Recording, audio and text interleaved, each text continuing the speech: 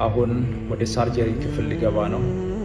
በሁሉ መልካም ነገር ከጎኔ ቆማችሁ ኢትዮጵያውያንና ታላቅ የደግነት ልብ ባለቤቶች ሁሉ ምስጋናዬ ከልብ ነው። በተለይ ሰላም ውድ ተመልካቾቼ እንዴት ናችሁ? ይህ ሟርት አይደለም። ማስተር አብነትን አይናችን እያየው እንደዚሁ እየተናገረ ህይወቱን ሊያጣ ነው፣ ሊሞት ነው። ሁላችንም ልንጸልይለት ይገባል።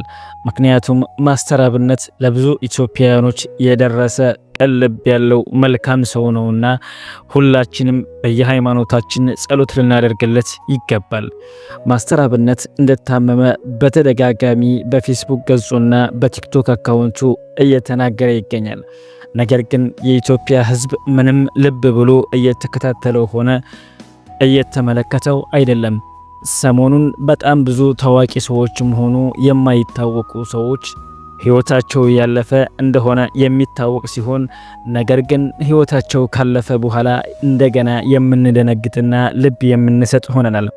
ሰሞኑን በአርቲስት ነጻነት ወርቅነህ ጉዳይ ላይ ያየነው ነገር ይሄንኑ ነው።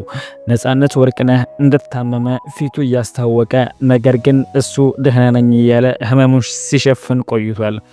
አሁንም ህመሙን መሸፈን ያልቻለው ውስጡ እየተብሰለሰለ ያለው ማስተር አብነት ህመሙን እየተናገረ ሆኖ ሳለ ልብ ብሎ የሚያዳምጠው ሊደርስለት የሚችል ልብ ያለው ወገን አጥቷል።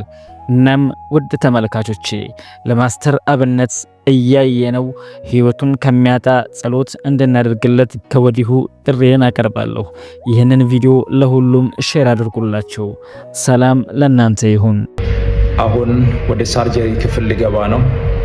በሁሉ መልካም ነገር ከጎኔ ቆማችሁ ኢትዮጵያውያንና ታላቅ የደግነት ልብ ባለቤቶች ሁሉ ምስጋናዬ ከልብ ነው።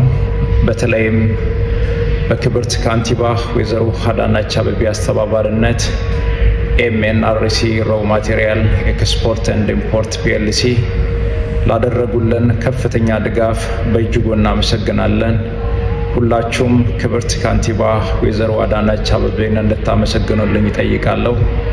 ስማችሁ እዚህ ያልተጠቀሰ የጭንቅ ቀን ወዳጆቼ ሕክምናዬን እንደጨረስኩ በታላቅ ምስጋና ፕሮግራም እንደምንገናኝ እምነቴ ሙሉ ነው። ደጉ የአገሬ ሕዝብ አሁንም በጸሎታችሁ አትርሱኝ። አመሰግናለሁ።